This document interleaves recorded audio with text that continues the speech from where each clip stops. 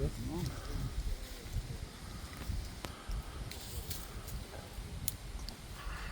Mam jeszcze jedną kopię. Kolega? Dobra, ja wezmę. Masz, a tak.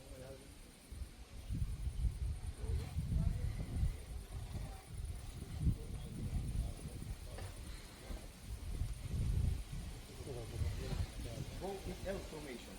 L formation means to be the back of the wood. So this is slowly. Yeah, slowly. Super.